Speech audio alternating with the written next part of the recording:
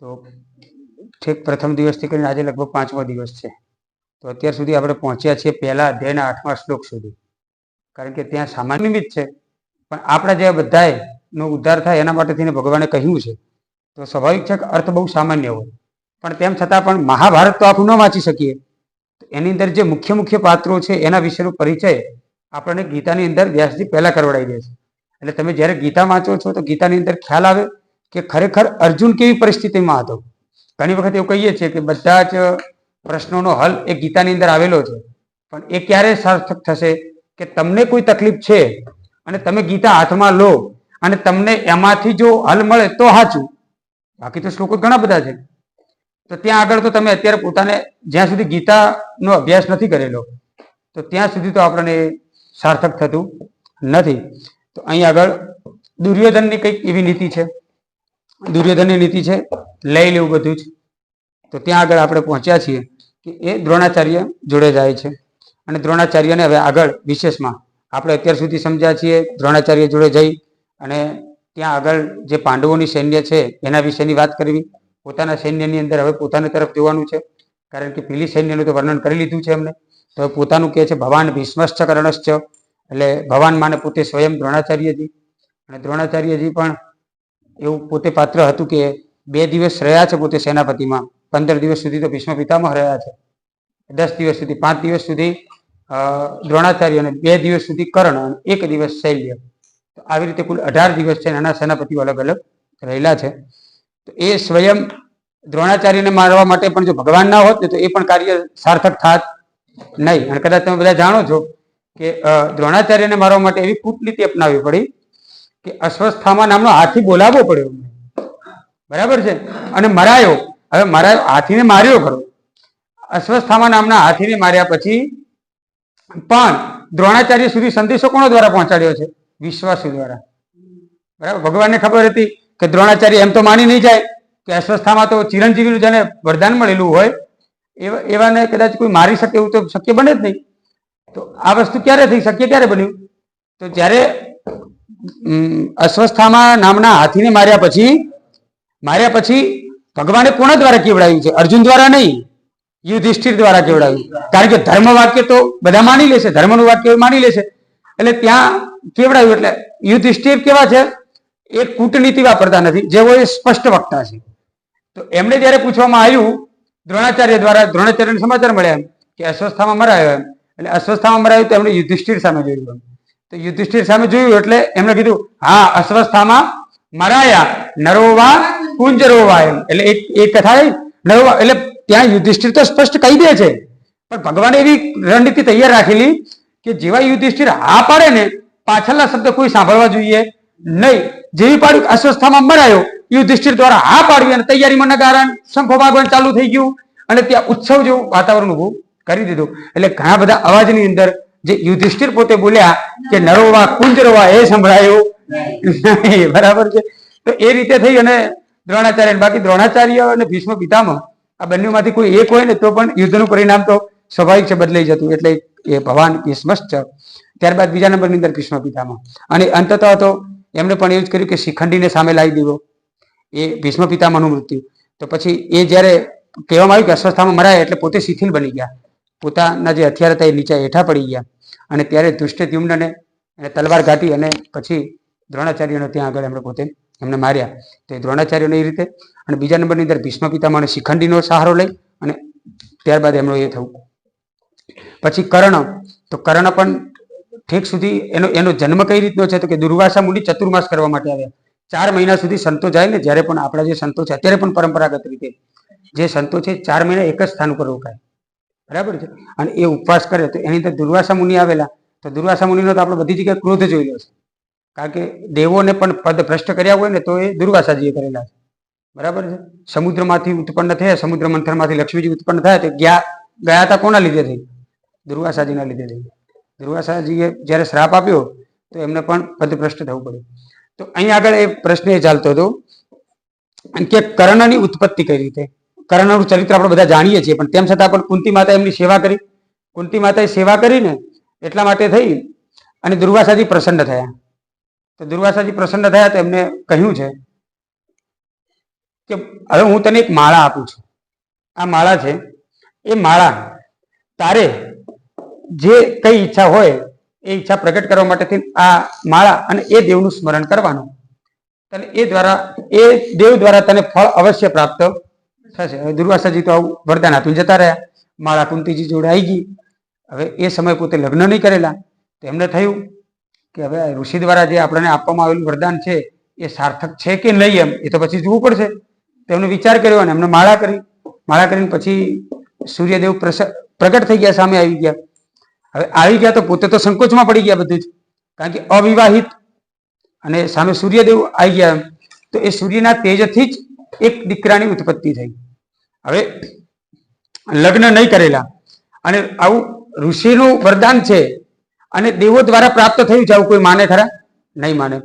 તો કલંકિત તો કદાચ સ્ત્રી પાત્ર પોતાની જાત ઉપર આવતું ત્યાં સુધી તો ઠીક છે, પણ એના સંતાનનો બહુ વિચારે કે મારા સંતાનને પણ જીવવા દેશે નહીં, એનું પણ કલંકિત જ સાબિત થશે. તો એટલા માટે થઈને એમને વિચાર કર્યો કે હવે શું કરવું જોઈએ. તો પેટીની અંદર મૂકી નદીમાં વહેતો મૂક્યા. એમણે પહેલા સામે જોયું છે તો કેવટો બધા કામ કરી રહ્યા હતા. એમને એમ કઈ કર્ણને મરવા નથી મૂક્યો, કોઈ માં તો એવી રીતે ન જ કરી શકે. તેમણે વિચાર કર્યો કે મારે જરૂર નથી અત્યારે કદાચ, અને હું એમને લઈ જઈશ તો મારો દીકરો વધારેમાં વધારે જીવશે કેટલું, કારણ કે લોકો દ્વારા તો જયારે એને કટાક્ષ કરવામાં આવશે તો એક દિવસે આત્મહત્યા પણ કરી શકે છે. અને એવું બાળક છે જે જન્મની સાથે જ કવચ કુંડળ વાળું છે. એટલા માટે આપણે બીજા ત્રીજા દિવસે આપણે શ્રવણ કર્યું હતું કે એ કેવો કર્ણ કહેવાય કે જેને કવચ કુંડળ હતું તે પાછું ઇન્દ્રને આપી દીધું. પોતે સ્વયં એમને મરવા માટે સામે રહ્યું, કવચ કુંડળ સામે આપી દીધું, ઇન્દ્ર દ્વારા ઇન્દ્રને આપી દીધું એમ. અને એ પોતે જ જયારે કર્ણ જોડે માગવા જાય ત્યારે સારથી દ્વારા કહેવામાં આવ્યું કે તમે કદાચ એવું માનતા હો ને કર્ણ કે માગવા માટે આવેલો કોઈ બ્રાહ્મણ છે, તો બ્રાહ્મણ આવું કોઈ દિવસ આટલો બધો એ રહે નહીં. તમે અમને પૃથ્વી આપવાનું કહ્યું, તમે અમને સોના મોહર આપવાનું કહ્યું, તમે અમને હાથી આપવાનું કહ્યું, તો કોઈક ને કોઈક એવી જગ્યા હોય જ્યાં કદાચ બ્રાહ્મણ તૃપ્ત થઈ જાય. અને આ તૃપ્ત થતા નથી, એનો મતલબ એવો છે કે કોઈ દેવ આવેલા છે અને જેને બ્રાહ્મણની આડ લીધી છે. જયારે બ્રાહ્મણની આડ લેવામાં આવે ત્યારે એ કાવતરું બહુ મોટું હોય છે. એટલા માટે સારથી દ્વારા કહેવામાં આવ્યું કે તમે કર્ણ ચેતી જાઓ, તમે આપી ન દો એમ, એવી રીતે કોઈને વરદાન પણ આપશો નહીં. અને ત્યારે કર્ણે કીધું ઉત્તમ ચ દત્તમ ચ તથૈવ તિષ્ઠતિ. હોમેલું જે જગ્યાએ કોઈ યજ્ઞ થતું હોય અને ત્યાં આગળ આપણે વાટકી ઘી આપીએ છીએ કે થોડા તલ આપીએ છીએ, અને એના તમારે એની જે આહુતિ જાય છે યજ્ઞમાં, એક એ અને એક આપેલું દાન, એક આપેલું દાન કહો મને આપ્યું હોય ને તો પણ એ દાન કોઈ દિવસ વ્યર્થ જતું.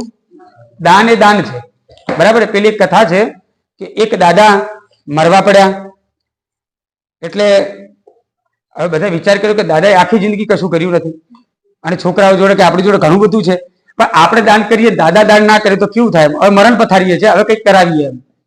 એટલે દાદા તો મરણ પથારીએ, તો કીધું કે શું કરીએ, ઉત્તમ દાન કયું એમ? તો કે ઉત્તમ દાન ગાયનું, ગાયનું દાન ઉત્તમ. હવે દાન આપવું હોય તો જો માણસ હયાત હોય ને તો એના હાથે જ આપવું જોઈએ. એટલા માટે વિચાર કર્યો કે આપણે દાદાને કહીએ કે અત્યારે તમારી ઉંમર થઈ ગઈ છે, આમને બધા દીકરાઓ પર સારું એવું કમાય છે, આપણી જોડે પણ સારો એવો પૈસો છે, કશું ઘટી જવાનું નથી. દાન દેને છે દાન ન ઘટે, કહ ગયે સંત કબીર. તો કશું કઈ ઘટી જવાનું નથી, તો આપણે થોડું દાન કરી લઈએ, ગાય આપી દઈએ એમ. ગાય આપણને કીધું બીપી હાઈ થઈ ગઈ, તો માંડ ડોક્ટરને બોલાવીને એને શાંત કર્યો પાછો કે આવી ગાય આપી દેવાનું, કે એક તો માંડ માંડ બધું ભેગું કર્યું ને આ તો આપવા બેઠા, વેરથી નાખશે બધી એમ. હવે એને જ મજા ના આવે ને, આખું ભેગું કર્યું હોય, 80 વર્ષ બધું ભેગું કરવામાં કાઢ્યું હોય, એ તૈયારીમાં તો આપી નહીં શકે. એટલે વિચાર કર્યો કે આ વસ્તુ તો સેટ ના થઈ. હવે બધા છોકરાએ વિચાર કર્યો કે કરવું શું. તો એમની જોડે બેઠા ને એમને કહ્યું કે ગાય ના આપીએ તો એક કામ કરીએ, સાજી ગાય ના આપી શકીએ, કારણ કે ગાય જોડે પાછો ચારો આપવાનો આ બધી ઘણી બધી વ્યવસ્થા ઊભી કરવી પડે. તો એક કામ કરીએ કે આપણે છે ને ચાંદીની ગાય આપી દઈએ. એટલે પાછા પેલા તો ચાલી ન શકાય, પણ આમ તેમ કર્યું. એટલે છોકરાઓ સમજી ગયા કે આ કશું આપવાના જ પ્રયત્ન છે. જે હાજી ગાય દોવા ન દેતી હોય એવી ગાય પણ આપવા તૈયાર નથી, તો એ સ્વાભાવિક છે, બીજા કશા માનવાના નથી. તો એમને પેલા ઈશારો કર્યો, આ માટી બાજુ ઈશારો કર્યો. એટલે મોટો દીકરો થોડો ચતુર હતો, એને વિચાર કર્યો કે દાદા કંઈક કહેવા માંગે છે. પછી માટી બાજુ ધ્યાન કર્યું, એટલે મોટા છોકરાએ કીધું કે શું ગાયની માટી આપીએ એમ, કટાક્ષમાં કીધું. એટલે પેલા હા પાડી એમ કે હા એવું જ કરો એમ. વિચાર કર્યો કે માટી આપવાની, એક વખત દાન આપવાની, અને પણ ગાય જો ઘણી વખત દેવનું પણ આપણે પૂજા કરીએ છીએ, તો દેવને પણ માટીમાં બનાવીએ છીએ, પછી એમની પૂજા કરીએ, એ દેવની પૂજા કહેવાય. તો માટીની ગાય બનાવી અને કઈ બ્રાહ્મણને દાન આપીએ, અથવા જેને જરૂર છે એને દાન આપીએ, તો એ દાન તો ગાય જ કહેવાશે. એટલે આવું વાત થઈ. તો દાદા પ્રસન્ન થઈ ગયા. સારું. છોકરાઓ બધા ભેગા થયા, ત્રણે ભેગા થઈને કીધું કે જો દાદા જોડે વાત પહોંચવી જોઈએ નહીં. આપણે એક કામ કરીએ, એ સોનાની ગાય લઈએ અને એની ઉપર માટીનું કવર કરી દઈએ. એટલે જ્યારે દાદા આપશે ને, જ્યારે પપ્પા આપે કે આપણા પિતાજી જ્યારે દાન આપશે ત્યારે ગાય કેવી હશે? માટીની હશે. પણ દાન શાનું થશે? સોનાનું. સોનાની ગાયનું દાન થશે. બરાબર, આવી વાત થઈ. એટલે દાન આપ્યું. દાન આપ્યું થોડા દિવસમાં તો યમરાજના તેડા આવ્યા. તો દાદાની તો જય સિયારામ, પોતે તો ગયા. એટલે પેલી વૈતરણી નામની નદી આવે છે. આપણે ગરુડ પુરાણની અંદર વાંચીએ છીએ, વૈતરણી નદી આવે છે. એટલે આપણા ધર્મમાં, આપણા સનાતન ધર્મમાં જીવ આવે છે ને ત્યારે એને 9 મહિના રાહ જોઈએ છીએ આપણે. એમને તો કઈ નીકળી નથી જતું કે ભાઈ ચલો આજે એની આશા થઈ. તો એના માટે પણ પ્રોપર સમય છે 9 મહિના. એના પહેલા પણ જે પ્રસૂતિ થાય છે એને પણ આપણે કહીએ કાચી પ્રસૂતિ કહીએ છીએ. પૂર્ણ પ્રસૂતિ તો એને પણ કહેતા નથી. તેમ છતાં પણ 9 મહિના રાહ જોઈએ છીએ.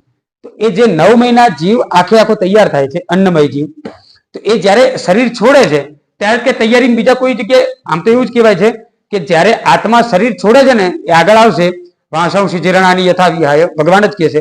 તો એક પગ તૈયાર હોય છે, બીજામાં જવા માટે તૈયાર જ હોય છે. પણ માની લો કે એના પહેલા એ જે 13 દિવસની જે જાત્રા બતાવી છે, એ 13 દિવસની જાત્રામાં ઘણી બધી, એટલે માને કે યાત્રા 13 દિવસનો પ્રવાસ, એટલે આપણે 13મું કરીએ છીએ. 11મું, 12મું અને 13મું એ અલગ અલગ પડાવ આપવામાં આવેલા છે કે એ સમયમાં ખાસ જરૂર હોય છે. બરાબર છે. બાળકને પોષક તત્વની જરૂર હોય ને ત્યારે સામાન્ય પણ ખાઈએ તો એને પર્યાપ્ત માત્રામાં મળી જાય છે. બરાબર છે. 500 ગ્રામ ગાયનું દૂધ પીવડાવો તો નાના બાળકને અપચો થાય, પણ માનું ધાવણ પીવડાવીએ તો અપચો ન થાય. થોડું પીવે પણ અપચો થાય નહીં. તો વધારે કદાચ માની લો કે જીવનમાં એને વધારે કશું દાન ન કર્યું હોય, પણ એ સમયમાં કદાચ 13 દિવસમાં જે દાન કરવામાં આવે છે એ કોઈ જગ્યાએ ક્ષય થતું નથી. વૈતરણી નામની નદી આવી એટલે દાદા તો અંદર હવે આ પારથી પેલે પાર જવાનું, એની અંદર માંસ મટન ઇત્યાદિ બધું જ અંદર આવે એવી નદી. એ પાર કરવાની પેલી બાજુ. પાર કરવા માટે બધા જેને ગાયના દાન આપે, ગાયનું પૂંછડું પકડે. એટલે 13મા દિવસે ગાયના પૂંછડાની વિધિ આવે. એનું મહાત્મ્ય સમજાવે છે આપણા. તો ગાયનું પૂંછડું પકડી બધા તરી જાય. હવે બાપુએ તો દાન કરેલું, પણ માટીની ગાયનું પૂંછડું પકડ્યું. હવે પાણીની અંદર માટીની ગાય કેટલે ક્યાં સુધી ચાલે? ઓગળી ગઈ. હવે ઓગળી ગઈ એટલે પછી શું નીકળે? સોનું. તો સોનાની ગાયનું પૂંછડું પકડી રાખ્યું અને ત્યાં દાદાએ ચાલુ કર્યું. એમ આ મને એમ લાગતું હતું કે મારા દીકરાઓ બધું હાચવશે એમ, પણ આ લોકો કશું રાખવાના છે નહીં. મને છેતરીને ગાયનું દાન આપી દીધું. એ તરી ગયો એને દેખાતું નથી. એટલે ઘણી વખત સારા સંતાનો હોય છે તે પિતાના યોગ્ય સ્થાન સુધી પહોંચવા માટે થઈને પણ દાન આપતા હોય છે એ ભાવ સાથે. તો કર્ણ પણ એવો જ છે. તો કર્ણાએ પણ શું કહ્યું છે? ઉત્તમ ચ દત્તમ ચ તથૈવ તિષ્ઠતિ. કોઈ પણ યજ્ઞ યાગાદિમાં કોઈ પણ જગ્યાએ દાન આપેલું, ગરીબને દાન આપેલું પણ ક્યાંય વ્યર્થ જતું નથી. તો એવા કર્ણ છે. અને કર્ણને ત્યારબાદ જ્યાં કેવટ જોડે જવું અને કેવટને મળવું, એટલે કેવટ દ્વારા જ એનો ઉછેર થવો. બરાબર છે. તો કેવટ દ્વારા ઉછેર થવો અને આજીવન એને એ સુતપુત્ર તરીકેની બિરુદ પ્રાપ્ત થવું. પણ ઘણી જગ્યાએ એવો પણ ઉલ્લેખ ખાસ કરીને મહાભારતની અંદર એવું કહેવાય છે કે જે કર્ણ છે એ કર્ણ કોઈ સુતપુત્ર નહોતો. એમ કર્ણ સુતપુત્ર માનવામાં આવતો નથી. કારણ કે ધર્મશાસ્ત્ર એવું કહે છે કે એને જે લખ્યું તે અધિરથ નામના એક કેવટ જોડે જે એ અધિરથનું ક્યાંક આગળ મહાભારતની અંદર એવો ઉલ્લેખ આવે છે કે ક્ષત્રિય રાજા હતા, પણ એમનું રાજપાટ ન હોવાના કારણે એમનો પોતાનું જીવન બચાવવા માટે થઈને કેવટ કામ કરતા હતા, પણ પોતે આજીવન દ્વિધામાં જ રહ્યા. અને એટલા માટે થઈને તો ભીષ્મ પિતામહે પણ કીધું છે, સુતો વા સુત પુત્રો વા યો વા કો વા ભવામ્યહમ દૈવા યત્તમ કુલે જન્મ મદા યત્તમ તુ પૌરુષમ. પોતાને આજીવન કર્ણને ખબર જ નથી પડી પોતે ક્ષત્રિય પુત્ર, એટલે પિતા જે પાલક પિતા હતા એ પણ ક્ષત્રિય હતા. એવા કર્ણને છેક સુધી ખબર પડી નથી.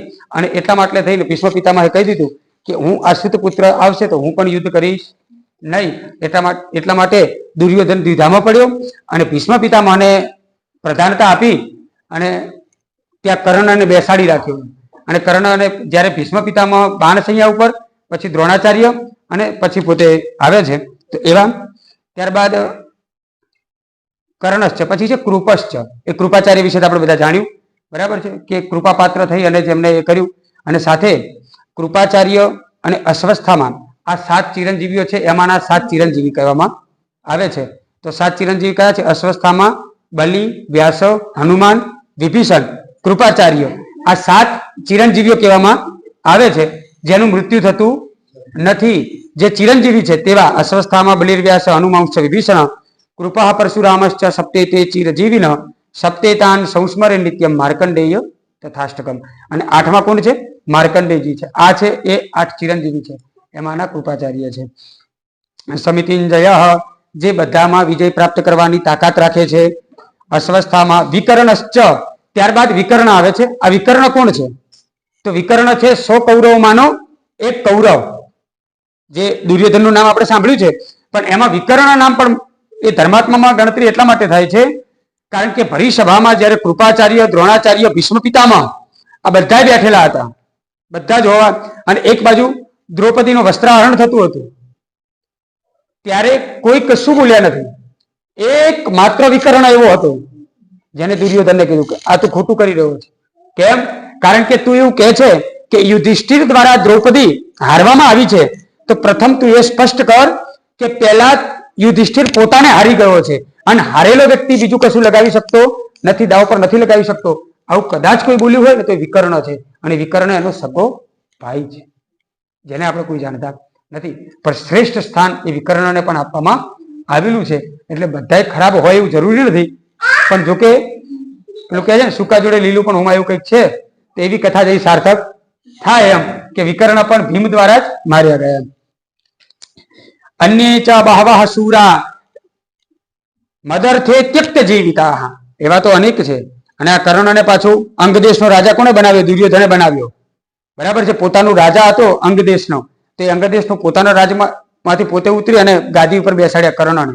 એટલે અંગદેશના જે રાજા બન્યા કર્ણ, એ કર્ણ વગેરે જે પણ છે બધા મદર્થે ત્યક્ત જીવિતા, એ મારા માટે જીવે છે અને મારા માટે મરવા તૈયાર છે, એટલા માટે થઈને યુદ્ધમાં ઉભા છે. નાના શસ્ત્ર પ્રહરણા સર્વે યુદ્ધ વિશારદા, અને આ કોઈ સામાન્ય એવા નથી કે અહીંથી તીર નાખી બીજાને વાગી ગયું, બીજાને વાગી ગયું, એવું નથી.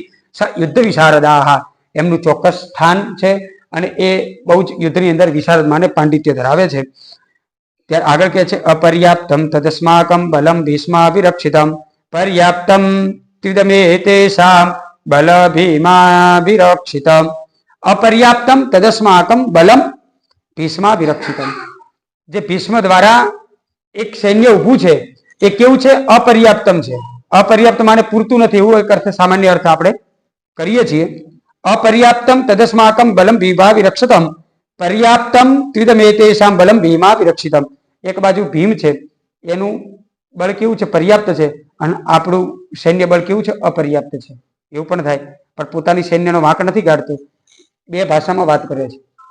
અને માણસ જ્યારે ડબલ ભાષામાં વાત કરે તેનો મતલબ શું હોય? ચોક્કસ સંદેશો પહોંચાડવાનો હોય. પણ કાલના દિવસે વાત જો લીક થાય તો બીજો અર્થ પકડી લેવાનો, પહેલા અર્થને જતો કરવાનો. તો અહીં પર્યાપ્તમ એટલે પરિમિતમ, કે આપણું જે સૈન્ય છે એ પરિમિત છે, એટલે પૂરતું છે, કોઈ વાંધો છે નહીં. અને ભીમ દ્વારા જે સૈન્ય છે એ પર્યાપ્ત છે નહીં, કારણ કે ભીમ કોનો પુત્ર છે? વાયુપુત્ર, વાયુની કૃપાથી જ મળેલો છે કુંતી માતાને.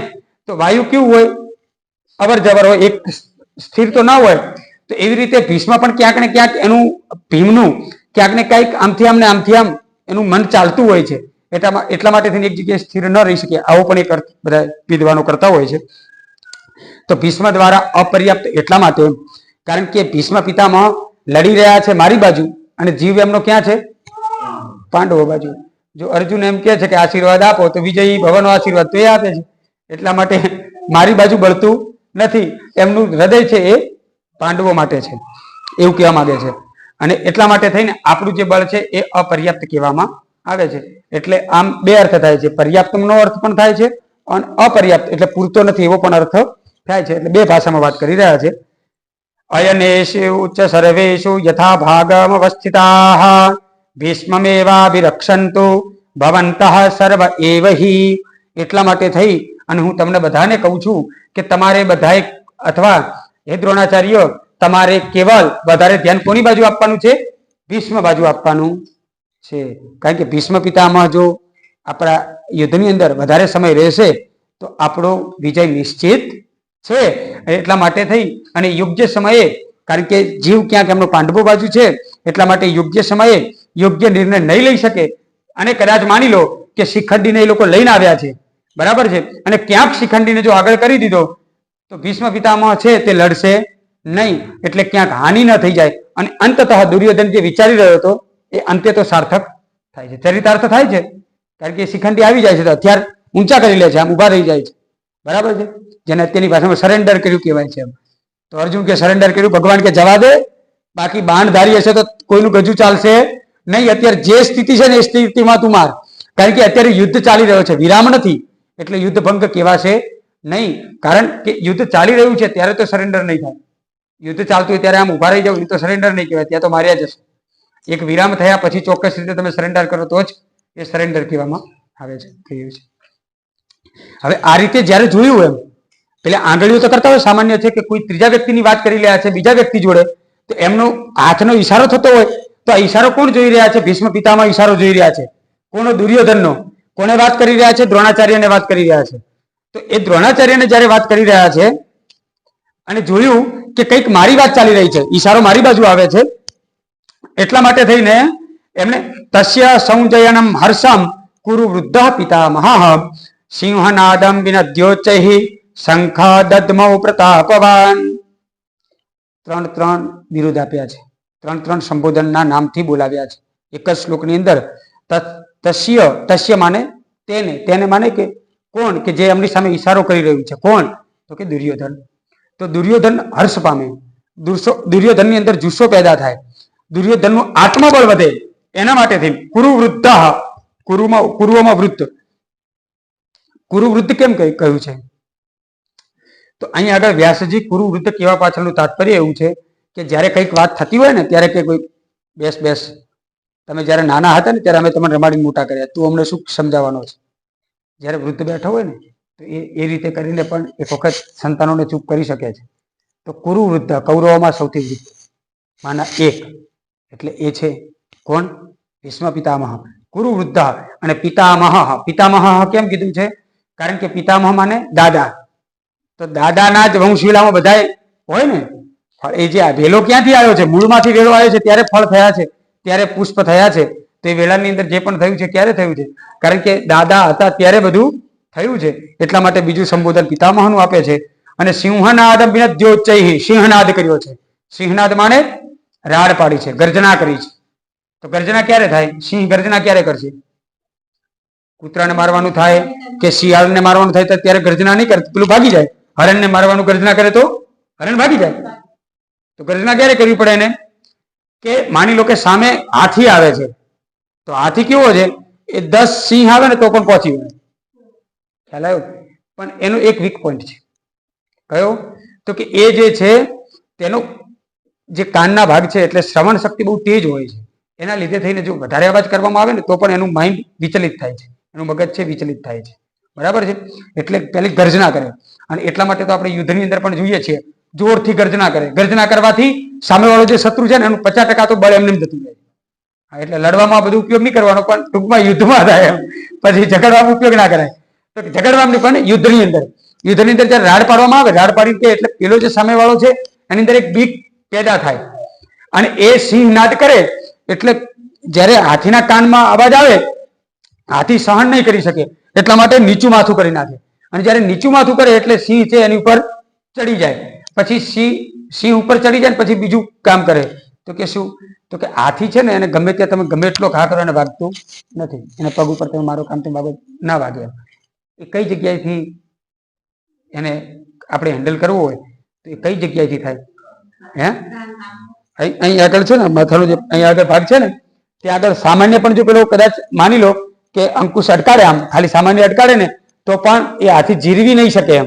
એટલા માટે માથાના ભાગ ઉપર જઈને પછી સિંહ ઉપર એ પ્રહાર કરે અને પછી એ પોતાનું શરીર મીઠું નાખે. બાકી જો શરીર નીચે ઉભા હોય તો 10 સિંહ દબાઈ જાય એટલી તાકાત એક હાથીમાં હોય છે. તો એવી રીતે કોણ છે? ભીષ્મ પિતામહ છે. અને પાછું કોણ આગળ પર ત્રીજું બિરુદ છે? પ્રતાપવાન. એ તો જેવા તેવા તો છે ને, સાચું પ્રતાપવાન છે. અને એટલા માટે થઈને એમને પેલા ગર્જના કરી અને ગર્જના કર્યા પછી વિનદ્યોચૈ શંખ દધમૌ પ્રતાપવાન. પછી એમણે શંખનાદ કર્યો છે. હવે શંખનાદ કર્યો છે ને એની પાછળ પણ ઘણા બધા હેતુઓ રહેલા છે. એમને તો શંખનાદ નહીં થાય. તો શંખનાદ કર્યો છે ને તો એની પાછળનું કારણ શું છે? ભગવાને પણ અર્જુનને કહ્યું, અર્જુન તું જોવે શું થાય છે? એમ તો કે ના પ્રભુ, શું થઈ રહ્યું છે? ત્યારે ભગવાન અર્જુનને કહે છે, શંખ શબ્દો ભવે તત્ર તત્ર લક્ષ્મીશ્ચ સુસ્થિર. જ્યાં આગળ શંખનો ધ્વનિ જાય, શંખ વગાડવામાં આવે તો શંખની ધ્વનિ જ્યારે જાય એટલા માટે એની જે લક્ષ્મી છે ને એ શું બને છે? સુસ્થિર બને છે. બરાબર છે. લક્ષ્મી ક્યાંય અચળ થતી, ચલિત થતી નથી, એ સ્થિર બની જાય છે. અને અત્યારે યુદ્ધ શાના માટે થઈ રહ્યું છે? યુદ્ધ ભૂમિ માટે થઈ રહ્યું છે, યુદ્ધ રાજ્ય માટે થઈ રહ્યું છે, યુદ્ધ લક્ષ્મી માટે થઈ રહ્યું છે. એટલે પ્રતાપવાન હોવાના લીધે પહેલી સિંહ ગર્જના કરી અને બીજા નંબરની અંદર શંખનાદ કરવા પાછળનો હેતુ માત્ર એટલો કે જે દુર્યોધન ચિંતિત છે કે આ રાજ્ય મારું ન જતું રહે, લક્ષ્મી મારી ન જાય, એના માટે બીજું ટોટકું કયું કરે છે? એ શંખનાદ કરે છે. પણ શંખનાદની અંદર પણ ઘણા એવા નિયમો બતાવવામાં આવેલા છે. આપણું બ્રહ્મ વૈવર્ત પુરાણ છે અને એની અંદર શંખ મહિમા બતાવવામાં આવેલો છે. તો સ્ત્રીનામ ચ શંખ ધ્વનિભિ શૂદ્રાણામ ચ વિશેષતઃ ભીતા રૂષ્ટા યાતિ લક્ષ્મી સ્થલમ યનત સ્થલાગત. એટલે જો સ્ત્રી અને શૂદ્ર આ બંને જો કદાચ શંખ વગાડે છે તો જે લક્ષ્મી ઘરમાં હોય ને એ પણ જતી રહે છે. એટલા માટે એવા લોકો વગાડવી જોઈએ. જેના એનો મતલબ એવો નથી કે સ્ત્રીઓને બાકાત કર્યા છે, એવું નથી. પણ ક્યાંક કોઈકને કોઈક અધિકાર હોય છે, કોઈકને અધિકાર હોતો નથી. એ મહિલો શંખ છે, એ શંખ. પછી શંખ પણ સામાન્ય શંખ તો હોય નહીં.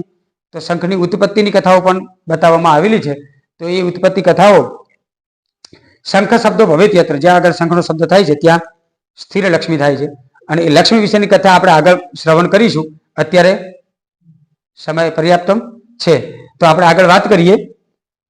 અસ્તિભિ શંખ ચૂડસ્ય શંખ જાતિર બભુવ નાના પ્રકાર રૂપા ચ સ્વસ્ત્ય પૂતા સુરાર્ચને.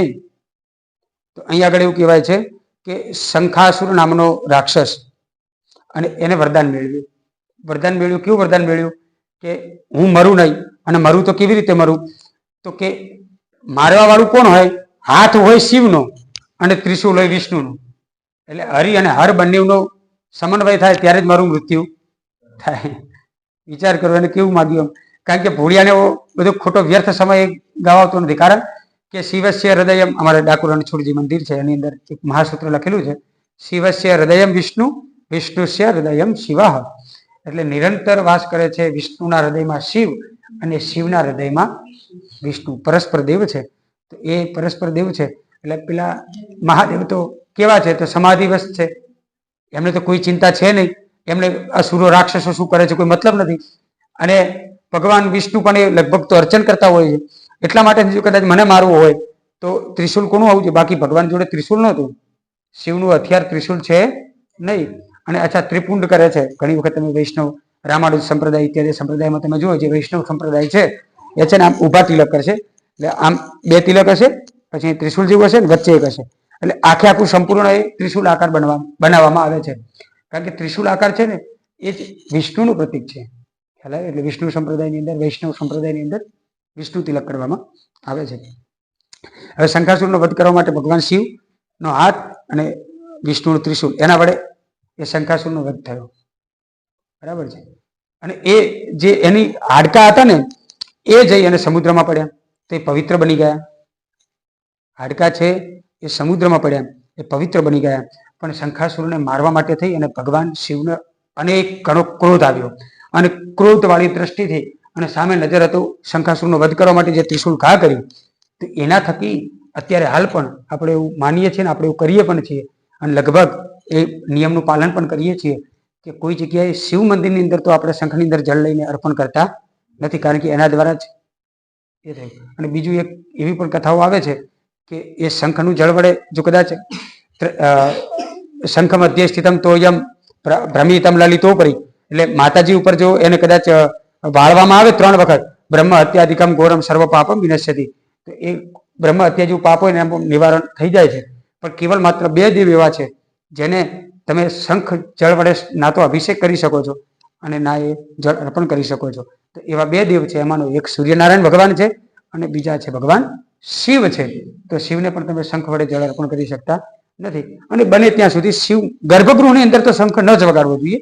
જો એવી આવશ્યકતા લાગતી હોય તો બહાર આવી અને વગાડી શકાય છે, પણ કમસે કમ એટલી મર્યાદા રાખીએ. ઘણી વખત એવું થાય છે કે ઉત્સાહમાં શિવ મંદિરની અંદર વાગી જાય છે, તો એને દૂર રાખીને પણ વગાડી શકાય, તો એ કહે છે. તો એ આગળ શંખનો મહિમા એવી રીતે બતાવવામાં આવેલો છે. અને માટે થઈ અને આગળ જે પણ કથા આવે છે તે શંખની ઉત્પત્તિની કથા. અને બીજું એ છે કે જે ભગવાન જે કોઈ થઈ અને અસ્ત્ર શસ્ત્રની જરૂર પડતી નથી. પવિત્રમ યા પવિત્રાણામ, જે અપવિત્ર છે એને પણ પવિત્ર કરવાની જે ક્ષમતા રાખે છે એવી ભગવતી કદાચ કોઈનો વધ કરે છે તો કેવી રીતે કરે છે? તો કે એ કેવલ માત્ર ને માત્ર એની ત્રિશુળના વધથી સામેવાળો જીવ છે એને પવિત્ર કરવાના હેતુથી જ કોઈ પણ નો સંહાર કરે છે. એવી રીતે ભગવતીમાં પણ બતાવવામાં આવેલું છે. તો એની અંદર શકરાદેના ચોથા અધ્યાયમાં પણ બતાવ્યું છે. અને શકરાદેના ચોથા અધ્યાયમાં છે દૃષ્ટવૈવ કિમ ન ભવતી પ્રકરોતિ ભસ્મ સર્વાસુરા નરિસુયત પ્રહિનોષિ શસ્ત્રાન લોકાન પ્રયાંતુ રિપવોપિ શસ્ત્રપુત્થા એથમ મતિર ભવતી તેસ્વપી તેતિ સાધવી. એ શકરાદયમાં છે એ શ્લોક આપવામાં આવેલો છે. તો એવી ભગવતી છે કે જે કેવલ તમે હુંકાર કરો તો એની અંદર પણ જે અસુરો છે એ બળીને ભસ્મીભૂત થઈ જાય, પણ તેમ છતાં પણ તમે શસ્ત્રનો ઉપયોગ એટલા માટે કરો છો કે એનું પણ જે શરીર છે એ પણ પવિત્ર બની જાય. અને એટલા માટે તો એ શંખના જે હાડકા છે, હાડકામાંથી બનેલો શંખ છે, બરાબર, જે શંખાસુરનો હાડકા છે, તેમ છતાં પણ પવિત્ર બની ગયું. કેમ? કારણ કે ત્રિશુલ એ ભગવાન વિષ્ણુનું હતું અને એનો સ્પર્શ થઈ ગયો એટલે અપવિત્ર પવિત્રો વા સર્વાવસ્થાન ગતો પીવા, એટલા માટે થઈને પવિત્ર થાય. અને એટલા માટે થઈને દરેક જગ્યાએ જ્યાં પણ કોઈ પૂજન યજન કરવું હોય ત્યારે આપણે સૂર્યાર્ચ અને દેવોની પૂજાની અંદર પણ આપણે શંખ જળ વડે એમનો અભિષેક કરતા હોઈએ છીએ. અહીં આગળ આપણે જે શ્લોકની વ્યાખ્યા કરી છે તો કેવલ માત્ર 3 ને 4 શ્લોકો લીધા છે, 5 શ્લોક લીધેલા છે. અને કાલે આપણે તથા શંખાશ્ચ ભૈર્યુભિઃ પણવાનક ગોમુખાઃ સહસૈવાભ્યહન્યંત સશબ્દસ્તુમૂલો ભવત. હવે જ્યારે ભીષ્મ પિતામહે તો ટૂટકો કર્યો છે અને અર્જુનને પણ કહી રહ્યા છે ભગવાન કે જો આમણે કાવતરું કર્યું છે, હવે શું કરવું છે? તો ભગવાને જ્યારે અર્જુનને ઉપાય બતાવશે, કારણ કે કોઈ પણ ત્રોટકો સ્થિર લક્ષ્મીનો ત્રોટકો કરે તો સામે કોણ છે? સંવિધાનના લેખક, એમને હસ્તાક્ષર છે સંવિધાન ઉપર. આપણે જે ધર્મક્ષેત્રના જે પણ સંવિધાન છે એનું હસ્તાક્ષર કોને કરેલા છે? ભગવાન કૃષ્ણના છે. તો સામે પરમાત્મા છે અને આ બાજુ પરમાત્માનો ભક્ત છે. તો પરમાત્માના ભક્ત દ્વારા એક ટોટકું કરવામાં આવ્યું છે. હવે એના વિરુદ્ધમાં ભગવાન કઈ રીતે એમની લક્ષ્મી બચાવી શકે છે અને કઈ રીતે પાંડવોની લક્ષ્મી સ્થિર બને છે એના વિશે શું ટોટકું કરે છે એ આપણે હવે આવતીકાલમાં સમજીશું. અત્યારે બસ આટલું જ. શિવ શિવ શંભુ હર હર મહાદેવ. શિવ શિવ શિવ શંભો હર હર મહાદેવ. શિવ શિવ શંભો શિવ શિવ શંભો હર હર મહાદેવ.